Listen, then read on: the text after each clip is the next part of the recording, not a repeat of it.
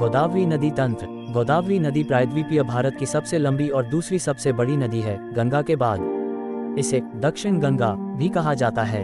यह नदी महाराष्ट्र, तेलंगाना, आंध्र प्रदेश, छत्तीसगढ़ और ओडिशा राज्यों से होकर बहती है।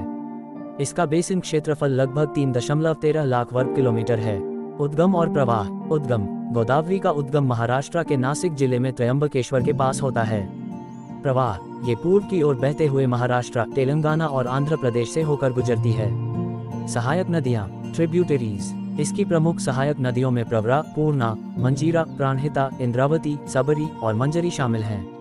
प्राणहिता नदी गोदावरी की सबसे बड़ी सहायक नदी है, जो पेंगंगा, वर्धा और वैनगंगा नदियों के संगम से बनती है। डेल्टा। आंध्र प्रदेश के राजमंड्री के पास ये डेल्टा बनाती है और अंत में बंगाल की खाड़ी में मिल जाती है। गोदावरी पर प्रमुख परियोजनाएं। गोदावरी नदी पर कई महत्वपूर्ण सिंचाई और जल विद्युत परियोजनाएं चल रही हैं, जो इस क्षेत्र के कृषि और आर्थिक विकास में महत्वपूर्ण भूमिका निभाती हैं। जायकवाड़ी परियोजना। स्थान: महाराष्ट्र के औरंगाबाद जिले में पैठण के पास। उद्देश्य: यह मुख्य रूप से मराठवाड़ा क्षेत्र में सिंचाई के लिए बनाया गया है। इस परियोजना के जलाशय को नाथसागर जलाशय के नाम से भी जाना जाता है। पोलावरम बहुउद्देशीय परियोजना। स्थान: आंध्र प्रदेश में गोदावरी नदी पर। उद्देश्य: यह एक राष्ट्रीय परियोजना है जिसका लक्ष्य सिंचाई, पेयजल आपूर्ति और जल विद्युत उत्पादन करना है।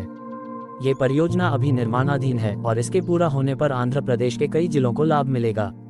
श्रीराम सागर परियोजना। अन्य नाम: इसे पोचमपाड परियोजना भी कहते हैं। स्थान: तेलंगाना के निजामाबाद जिले में पोचमपाड गांव के पास।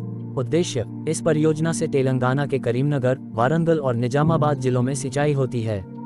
कूनवरम परियोजना। स्थान: ये परियोजना छत्तीसगढ़ और तेलंगाना की सीमा पर सबरी नदी गोदावरी की सहायक नदी पर स्थित है। उद्देश्य: इसका मुख्य लक्ष्य छत्तीसगढ़ के सूखाग्रस्त इलाकों में सिंचाई और पीने का पानी उपलब्ध कराना है। काकीनाडा नहर परियोजना। स्थान: आंध्र प्रदेश में गोदावरी डेल्टा क्षेत्र में। उद्देश्य: इस परियोजना के तहत नहरों का एक विस्तृत नेटवर्क है, जो गोदावरी के पानी को कृषि भूमि तक पहुंचाता है। इन परियोजनाओं के अलावा भी कई छोटे बड़े बांध और नहरें गोदावरी नदी तंत्र का हिस्सा हैं, जो पूरे बेसिन क्षेत्र को पानी और ऊर्जा प्रदान करती हैं।